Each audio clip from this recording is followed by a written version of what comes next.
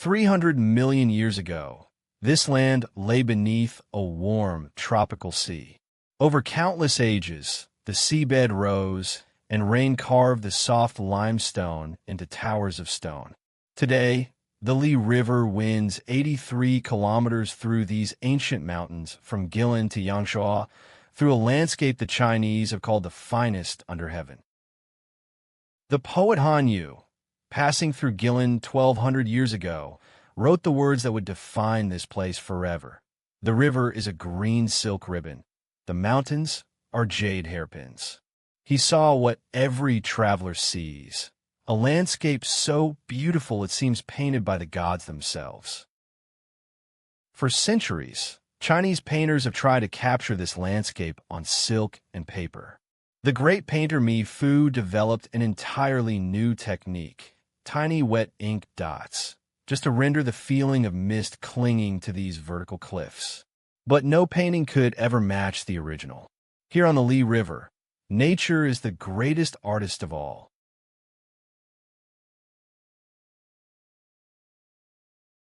At the heart of Guilin, where the Li River meets the Peach Blossom River, stands the city's guardian, Elephant Trunk Hill.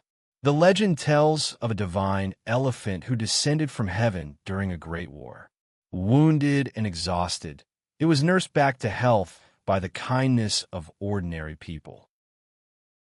When the Emperor of Heaven commanded the elephant to return, it refused. It had fallen in love with the beauty of this river and with the warmth of the people who had saved it, so it chose to stay forever. And in that moment of choice, the great elephant turned to stone, frozen for eternity in the posture of drinking from the river it loved. Further down the river rises a cliff 100 meters tall, stained by minerals into patterns of ochre, white, and gray. This is Nine-Horse Mural Hill, and the legend says that the immortal painter Wu Daozi once paused here on a cloud. So moved by the beauty of the sunset on the rock, he painted 9 horses with a single celestial brushstroke. Then he and the immortals galloped away into the sky, but the horses remained, painted on the cliff face forever. A folk saying promises, if you can find 7 horses, you will become an official. If you can find all 9, you will become a prime minister. They say even Emperor Qianlong, with all his wisdom, could only find 8. Perhaps the 9th horse is still galloping somewhere between the clouds.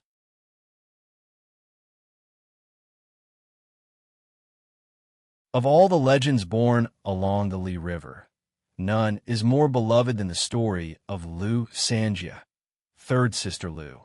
She was a peasant girl of the Zhuang people, born with a voice so beautiful that the river itself would slow to listen. She sang folk songs that spoke truth to power, songs that gave courage to the poor and silenced the proud. The local warlord feared her songs. He sent his finest scholars to defeat her in a singing contest, but Liu Sanjie's wit was sharper than any sword. One by one, the scholars fell silent.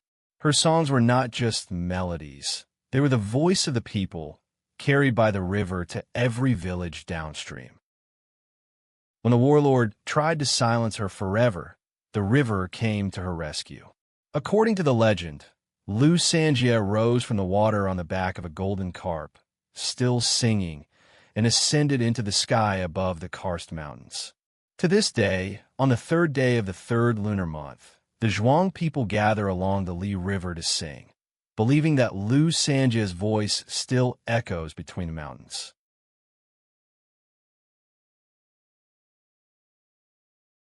Long before dawn, the Cormorant fishermen pushed their bamboo rafts into the mist.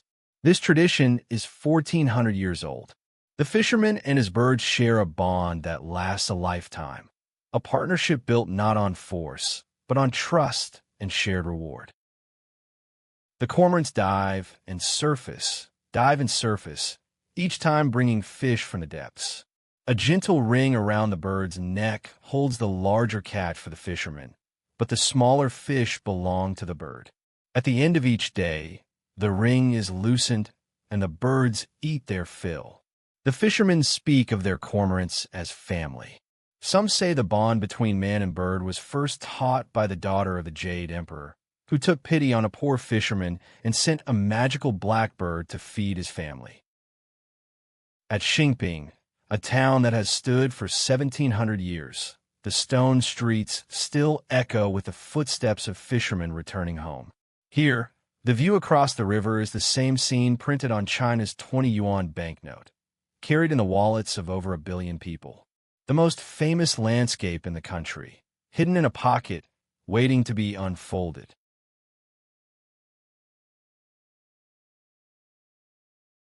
At Yellow Cloth Shoal, the water becomes so clear and still that the mountains are mirrored perfectly, a second world, flawless and inverted, beneath the surface.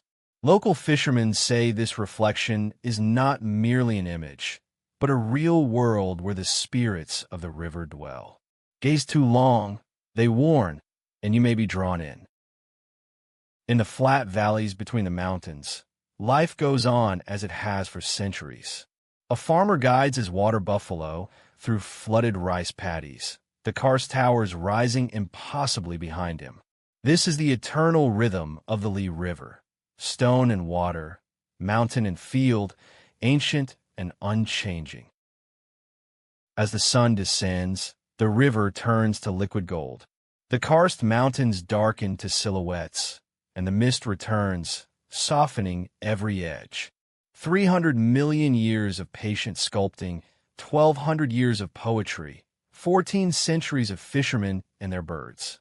The Li River endures, beautiful beyond any painting, any poem, any song, because it is the place where all of them were born. The folk songs say it best.